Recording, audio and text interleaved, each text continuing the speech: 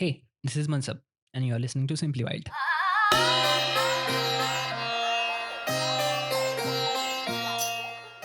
You know, I always been that guy, the one who loves a good story. I started as a writer, then became a wildlife researcher, and out there in the field seeing incredible things, I realized something. So many amazing stories, especially from wildlife, history, and nature, they get locked up. So that's why this podcast exists. Here, history gets wild, and the wild gets a history. Imagine a silence that isn't peaceful, a stillness in the jungle that doesn't soothe but suffocates. This was the reality for the people of the Kumaon Hills in early 20th century India. A single tiger, a phantom in the tall grass, held entire villages captive. Namaste, Adab, and a very warm welcome. You are here for Simply Wild, and this is our Wildlife and History season, जहाँ पे we unravel those incredible, often forgotten tales of how animals have shaped our past and how our past, well, it got pretty wild with them. And the story we are diving into today, it has courage that will make your jaw drop and fear that will give you goosebumps, and a truly profound understanding of the Indian wilderness. Starring a guy who was basically the jungle's Sherlock Holmes, if Holmes also carried a very large rifle. During the time of British Raj, the Indian landscape was a canvas of stark contrasts. For the British elite, it was grand playground, a place for extravagant hunts and demonstrating their dominion over the wild. The tiger, with its raw power and majestic beauty, was the ultimate prize. The shikar or hunt was more than a sport. It was a statement of power or a symbol of colonial might. But for the villagers living on the fringes of the sprawling jungles, the tiger was a different entity altogether. It was a neighbor, often a respected and a revered one, woven into the very fabric of the folklore and spirituality. However, when a tiger turned man eater, for the reasons we'll explore later, that respect turned into sheer terror. The expansion of railways, agriculture, and human settlements under British rule began to squeeze the tiger's natural habitat. Their prey base dwindled, and the delicate balance between man and beast was disrupted. It was in the volatile environment that the stories of man-eaters began to multiply.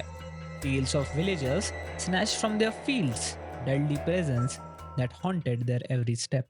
Edward James Corbett, or Jim as he was known, was a man born of this era. Born in 1875 in the picturesque hill station of Nainital, he was of Irish ancestry, sure, but he was a child of the Indian wilderness. From young age, Corbett was captivated by the jungle. He learned its language, the calls of the birds, the rustles of leaves, the tracks left in the soft earth. He became an expert marksman and a tracker of unparalleled skills.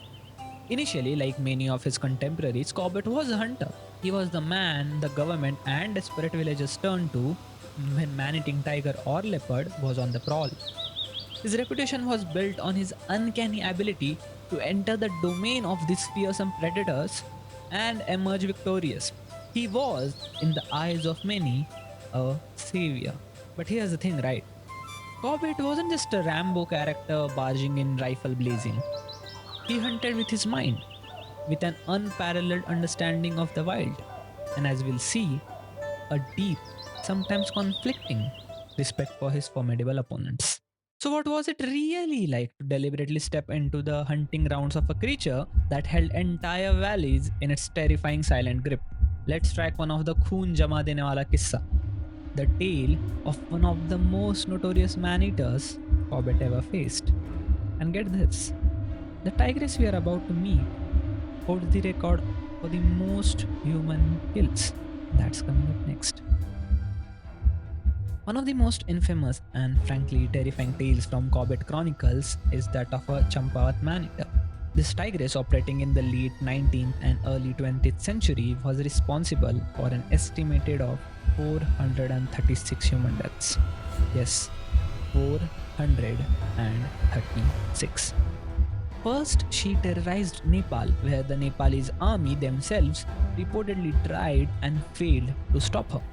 Then, after being driven out, she simply crossed the border into Kumaon and continued her deadly spree. An entire region, hundreds of square miles, held hostage by a single, mostly unseen, and extremely effective predator. For years, she terrorized the local population. She had the audacity to kill in the broad daylight, her roars echoing through the valleys, striking fear into the hearts of everyone who heard them. The fear was so palpable that the life would grind to a screeching halt. People refused to leave their homes, and the once bustling villages became virtual ghost towns.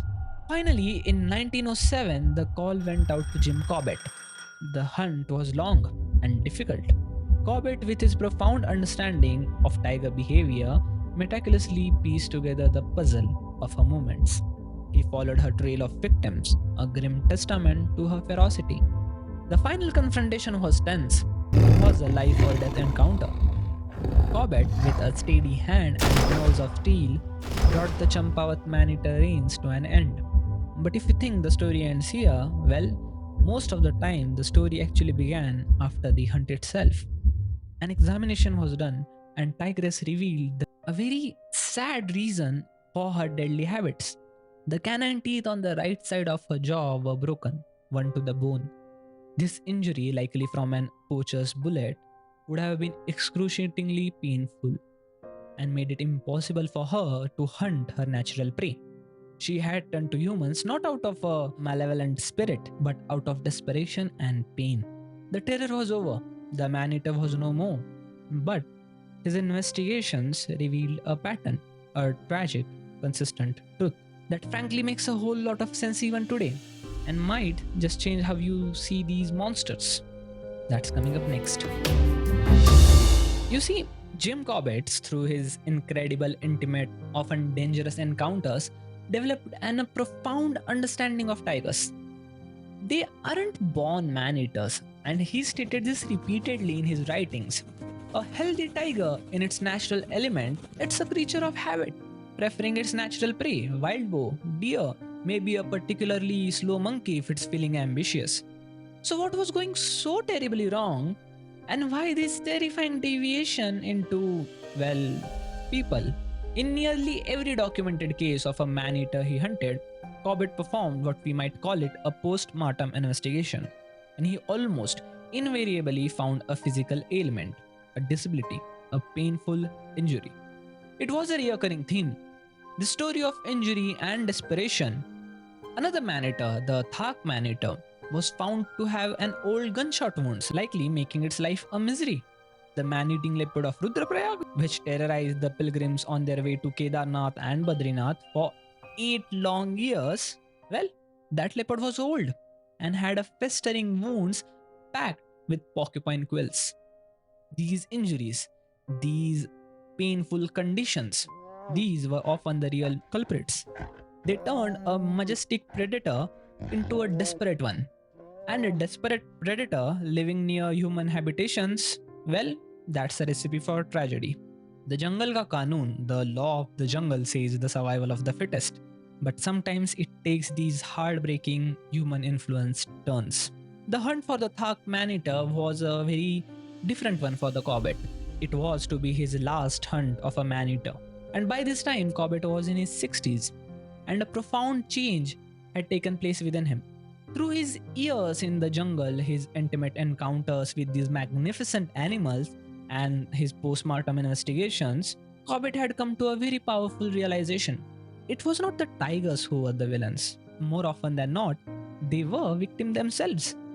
Victims of poorly aimed shots from hunters that left them wounded, or victims of a shrinking habitat that pushed them into conflict with humans. This deep empathy, this almost revolutionary understanding that the man-eater was often a tiger in trouble, not an embodiment of pure, unadulterated evil, this was what set Jim Corbett apart from so many other hunters of his time. And therefore, this intimate knowledge of tigers' problems gained, well, ironically enough, often through the sights of his rifle. But it also paved the way for him to become one of the most passionate and effective protectors. So how does a man famous for hunting tigers, ending nightmares, became their biggest cheerleader, their biggest supporter? and their most vocal advocate. Now that's a story of remarkable transformation, isn't it? That's coming up next. This understanding marked a very pivotal turn in Jim Corbett's life. He laid down his rifle and picked up a camera. He began to champion the cause of conservation, using his frame and his eloquent writing to advocate the protection of India's wildlife. His books and one of my favorite like Man Eaters of Kumaon, they are more than thrilling hunting tales. They are the love letters to the Indian jungle. Corbett's advocacy was instrumental in the establishment of India's first national park in 1936. Initially named Haley's National Park, but in a fitting tribute to his legacy, it was later renamed to now known as Jim Corbett National Park. This park is a heaven for tigers and a plethora of other wildlife, stands today as a testament to the man who went from being their most skilled hunter to their most passionate protector. Jim Corbett passed away in Kenya in 1955, leaving behind a legacy that extends far, far beyond his hunting exploits. His life was a fascinating paradox, wasn't it? The hunter who became the tiger's greatest friend, its most effective guardian. So, what enduring lesson does his incredible story hold for us today? As we grapple with the ever complex challenges of human-wildlife coexistence in rapidly changing world, the story of Jim Corbett and the man-eating tigers in Kumaon is a powerful reminder of the complex relationship between humans and the natural world. It's a story of fear, but it's also a story of courage. It's a story of death, but it's also the story of life. But more importantly, it's a story of transformation. It teaches us that the understanding is the first step towards the coexistence. His life is a powerful testament to the idea that the greatest hunters are not the ones who conquer the nature, but those who learn to live in harmony with it.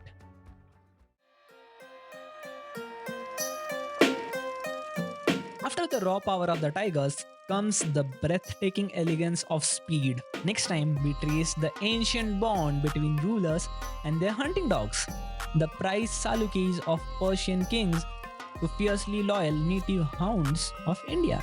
It's a tale of speed, status, and clash of canine cultures.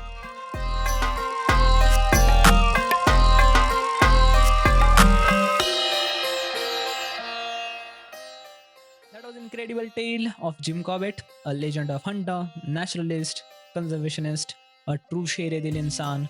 There's always more to learn, but that's our expedition for today on Simply Wild. Keep exploring, keep wondering. If you enjoyed the story, make sure you hit follow or subscribe on whatever app you are using so you don't miss our next expedition, and keep it Simply Wild dosto. Until next time, this is your host Mansab, signing off.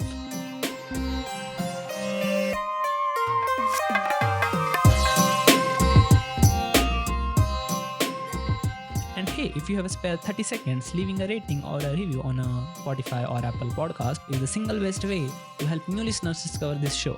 It would mean world to me, and thank you for listening.